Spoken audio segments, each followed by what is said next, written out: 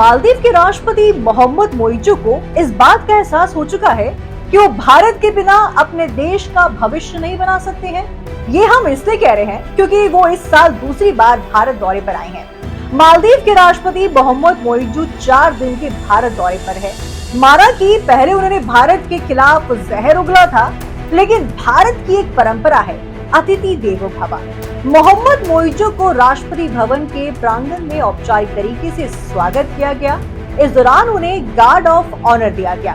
इससे पहले मोइजू 4 महीने पहले जुलाई में भारत के दौरे पर आए हुए थे। हालांकि जिस इंसान ने भारत विरोधी बयान और इंडिया आउट कैंपेन चलाकर अपनी राजनीति की रोटियां सेकी है, उसे ऐसी क्या जरूरत पड़ गई कि इतनी जल्दी 2 बार भारत के दौरे पर आ गए।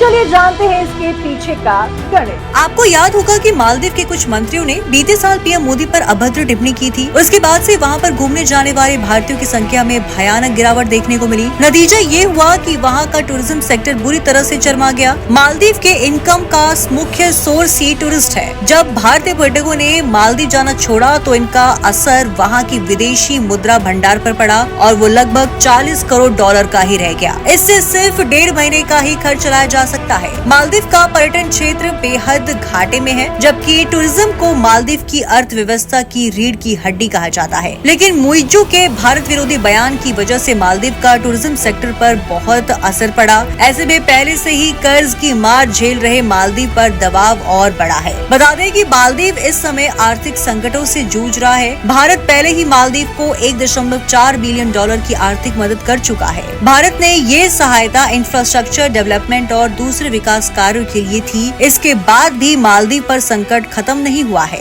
इस वजह से भारत से वो और ज्यादा मदद चाहता है। डिफेंस और सिक्योरिटी सेक्टर में मालदीव भारत पर निर्भर है। भारत आज से 36 साल पहले यानी 1986 से ही मालदीव को मदद पहुंचा रहा है। इस संबंध को मजबूत करने के लक्ष्य में साल 2016 में भी एग्रीमेंट हुआ था। मालदीव भारत पर क्यों निर्भर है? Bharat Maldivian national defence force यानी MNDF की डिफेंस ट्रेनिंग में काम आने वाले 70% सामान देता है। बीते 10 सालों में MNDF के 1500 से ज्यादा सैनिकों को ट्रेनिंग मिल चुकी है।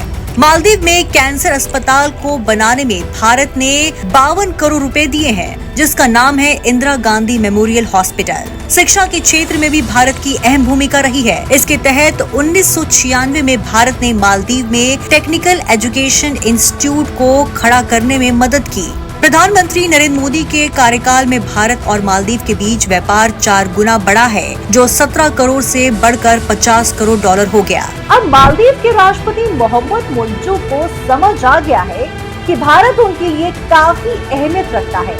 सिर्फ टूरिस्ट सेक्टर के लिए ही नहीं, बल्कि इंफ्रास्ट्रक्चर डेवलपमेंट और इलाज के लिए भी मालदीव भारत पर निर्भर है। यही वजह है कि संबंधों को मजबूत करने के लिए उनकी भारत यात्रा बहुत महत्वपूर्ण है और वो 10 अक्टूबर तक भारत में रहेंगे।